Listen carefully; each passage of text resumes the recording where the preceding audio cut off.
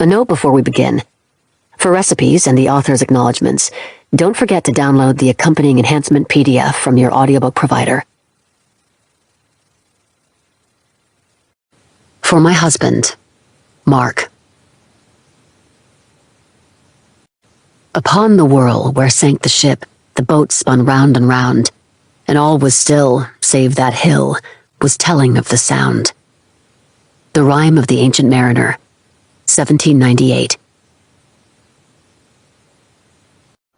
Registro degli incantesimi marini. Register of incantations practiced by the streghe, or sea witches, of Amalfi. Incantesimo di riflusso. An incantation to urge water away. Ebb.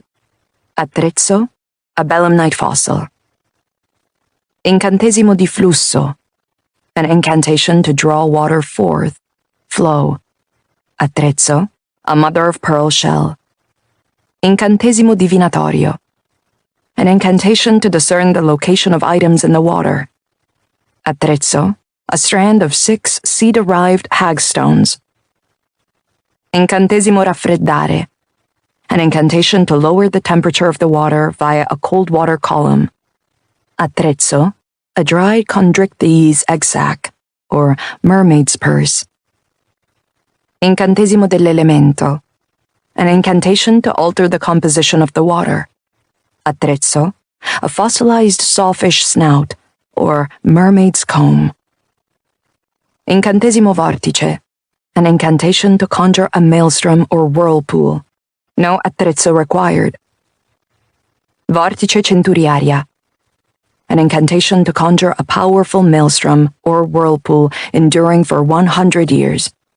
No attrezzo required, but the strega must remove her protective chimaruta necklace to perform this incantation.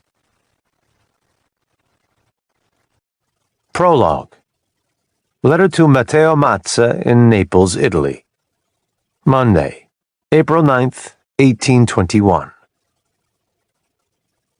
Signor Mazza, we have not formerly made each other's acquaintance, yet I pray you will take very seriously what I have to say. You are the owner of Naples' most preeminent shipping company, and your business is at the mercy of the sea. Yet as of late, I've become convinced the sea is at the mercy of something else. A small group of women living in Positano.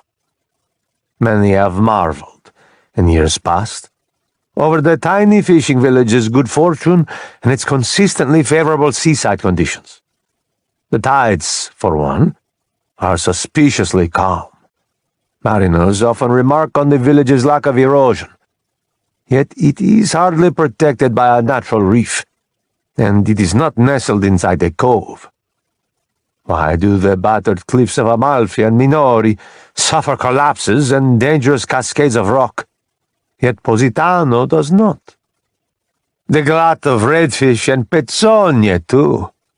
How is it that on days when the fishermen from other places return with bycatch or empty nets, the men of Positano have, yet again, a superb haul, even at a quarter moon? It is as though the lunar rhythms have no effect on this village. Ah, but tides and fish are one thing. Pirates, well, they are quite another. Now, I don't mean to make assumptions about those with whom you associate, Signor Mazza, but surely you are aware of this incongruity.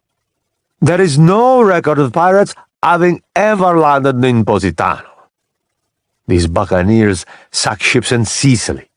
They ransack from Salerno to Capri. If I were to prick a pin in a map marking everywhere pirates have landed along our coast, it would appear a perfect band skirting the whole edge of the Amalfi coastline.